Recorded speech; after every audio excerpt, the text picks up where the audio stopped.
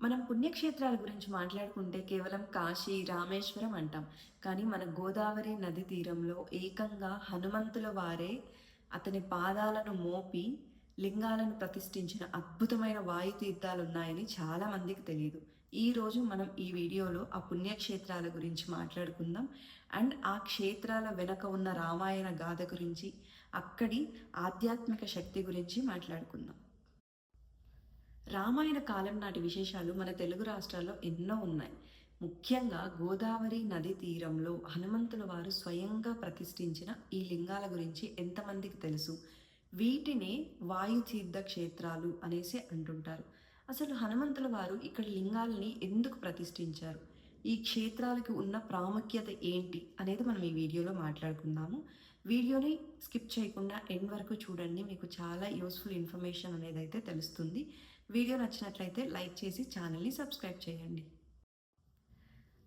మనకి పూర్వంలో రావణుణ్ణి సంహరించిన తర్వాత శ్రీరాముడికి బ్రాహ్మణ హత్య దోషం కలుగుతుందని వశిష్ఠ మహర్షి వారు చెప్తారనమాట. సో ఆ దోష నివారణ కోసం రాముడు వచ్చేసి 1,000,000 లింగాలని ప్రతిష్ఠించాల్సి ఉంటుంది. అయితే ఎంతో మనకి తెలుసు కదా, రాముడి భక్తుడు, ప్రియమైన భక్తుడు హనుమంతుల వారు. ఈ కార్యక్రమాన్ని హనుమంతుల వారికి అప్పగిస్తారనమాట. సో హనుమంతుల వారు కాశీ నుంచి ఈ లింగాలని తీసుకొచ్చే సమయంలో ఒక ఆసక్తికరమైన సంఘటనలు జరుగుతాయి. ఆ సంఘటన వల్లే ఈ వాయుతీర్థ క్షేత్రాలు అనేది ఏర్పడతాయి అన్నమాట. మొదటి క్షేత్రం దిగమర్రు శ్రీ ఉమామహేశ్వర స్వామి. హనుమంతుల వారు రాముడి ఆజ్ఞ కొరకై శివలింగాలను తీసుకొస్తుండగా ఆకాశ మార్గంలో వెళ్తుంటారనమాట. ప్రమాదవశాత్తు ఒక లింగం అనేది కింద పడిపోతుంది. సో స్వయంగా హనుమంతుల వారే జారి పడిపోతుంది. సో స్వయంగా హనుమంతుల వారే కిందకు దిగొచ్చి ఆ లింగాల్ని సరిచూసుకుంటారనమాట.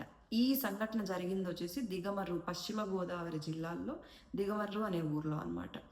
ఏకంగా అక్కడ హనుమంతుల వారు పాదాల మోపిన ప్రదేశం కాబట్టి అది ఎంతో పవిత్రమైనదిగా భావిస్తుంటారు. అండ్ ఆ లింగాన్ని అక్కడ సరిచూసుకున్నారు. అక్కడ ఏకంగా అంటే హనుమంతుల వారి ప్రతిష్ఠించిన లింగం కాబట్టి దానికి అంత ప్రత్యేక స్థానం నిలిచింది. రెండో క్షేత్రం శ్రీ పార్వతీ సమేత శివదేవ స్వామి. సో హనుమంతుల వారు కొన్ని శివలింగాలను ఏం చేస్తారంటే మామూలుగా ఒక వల వంటి చిక్కంలో కట్టుకొని తీసుకెళ్తూ ఉంటారు. సేమ్ ఫస్ట్ ఎలా మనకి ప్రమాదవశాత్తు జారి పడుతుందో ఇంకొక లింగం కూడా అక్కడ జారి పడుతుంది అనమాట.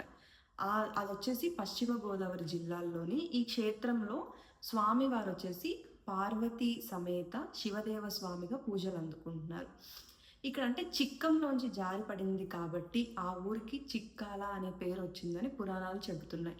ఇక్కడ కూడా స్వయంగా హనుమంతుల వారే లింగాన్ని ప్రతిష్ఠించడంతో ఈ క్షేత్రానికి ఆ ప్రదేశానికి అంత గొప్పతనం ఉంది.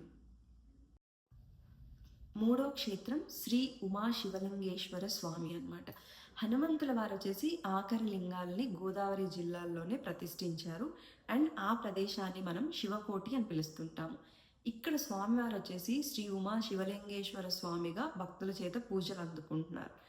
అండ్ ఇక్కడ ఆఖరి లింగాన్ని ప్రతిష్ఠించడము అండ్ అది హనుమంతుల చేతుల ద్వారా చేయడం వల్ల ఈ క్షేత్రానికి ఇంత విశిష్టమైన ప్రాముఖ్యత ఉందన్నమాట. ఇంకా మనకు పుణ్యక్షేత్రాలు అనగానే ఇప్పుడు పెద్ద పెద్ద కేదార్నాథ్, బద్రీనాథ్, కాశీ, రామేశ్వరం ఇలాంటివే చెప్పుకుంటాం.